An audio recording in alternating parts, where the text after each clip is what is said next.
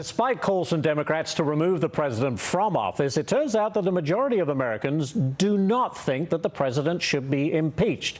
The Democrat-controlled House has already held one vote for impeachment, and 56%, that is, of the party's caucus does support an impeachment inquiry. But the polls show otherwise, which suggests, well, it could be a losing strategy, right? Joining me now is presidential historian Doug Wead and conservative author and speaker David Harris. Thank you, gentlemen, both for being here. Doug, let me begin with you, if I could. What on earth? I feel like this is the Mueller report all over again. Russia, Russia, Russia, Russia, Russia. We finally get the report, no collusion. This whole going down the rabbit hole of impeachment, I just think it's a losing strategy and just shows the hatred they have for the president. Yeah, actually, it's you notice in that poll, even the independents don't want impeachment. I think the Democrats have lost their way. They need to be positive. You remember, even in the midst of the civil rights era, you'll remember Hubert Humphrey. He was called the happy warrior. And the politicians then emphasized being positive, being happy. I think the Democrats need to find somebody who's for something, not against someone. They're going to be hurt otherwise. Well, that's very difficult at this age because this is a party that's being pulled further and further to the left. They hate the president. They don't want him there. David, I mean, to me, to be honest with you, this is a strategy that's going to win for the GOP. It absolutely is, Ashley. Thank you again so much for having me. You know, they don't have anything of substance to run on. The Democrats and every single Democrat candidate that wants to continue to try to push a narrative that I think the American people are getting tired of hearing is that Donald Trump's a racist. He's not fit to be president. Look, we've had record-breaking numbers in the stock market. Dow, people's 401ks are going through the roof. Record low unemployment for black Americans, Hispanic Americans, 50-year-plus low for women. I just got off of on my show earlier, I had a black individual that was released from the Prison Reform Act that the president signed that was denied clemency under Obama. The black American community is waking up, and they are 100%, I think, going to continue to find more reasons to support this president. Well, that's a good. Let me follow up on that if I can, David. Does that actually result in votes, and is the president doing enough to get that message out?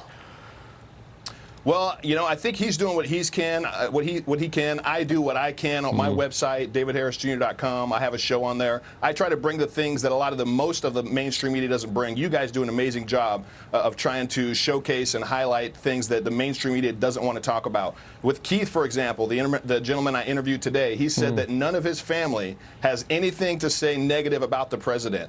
While some of them may before he got out, that's going to have ripple effects through the black community. As I think the numbers are close to 5,000 inmates. 90% of them are black, have been released from a prison reform bill that the president did not have to sign, but he did. That's going to continue to reverberate through the black community, and people are going to stop having things to say negative because they're not going to want to hear it because they got their loved one home. He said he has 8 kids and 16 grandkids, and they hop on his lap. They call him Papa. They love having him home. The president is reuniting families with their loved ones. You never hear that story, David. To your point, you never do. Doug, let me bring you back in. You're a presidential historian. I think you've interviewed 6 presidents.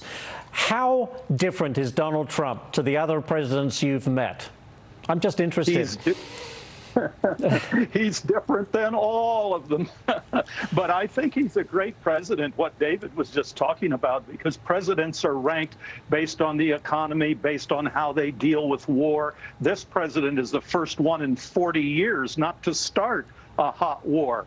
They're judged and ranked based on communication skills. He's transformational when it comes to communication. But the big one is the economy. Yes. The thing that troubles me, Alex, is what you mentioned earlier with David.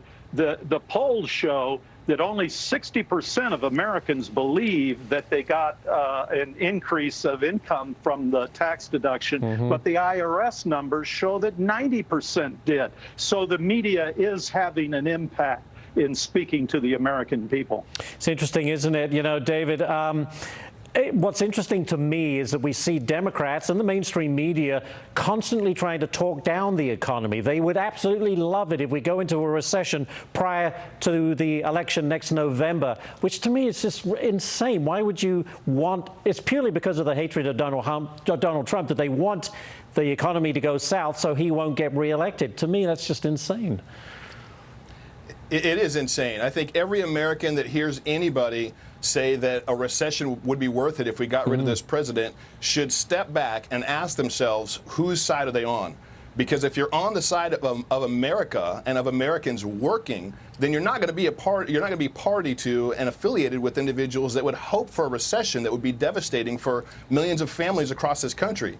And that's really the divide that we're at right now, is Americans have to ask themselves, are they going to continue to side with a party that they've maybe sided with for decades, or are they going to side with a party that's actually wanting to put America first, put Americans back to work? And like Keith, one more thing I had to share with Keith is that he's just got out of prison and he just got a job yesterday. So if the economy wasn't booming, if there weren't jobs available, then that wouldn't be happening. But it is happening, and it's all happening because of this president. And there are more jobs open than there are people looking. And you know, to your point, it's amazing. The economy is just humming along. We're already out of time. Doug and David, thank you so much for sticking around on a Friday night to talk with us.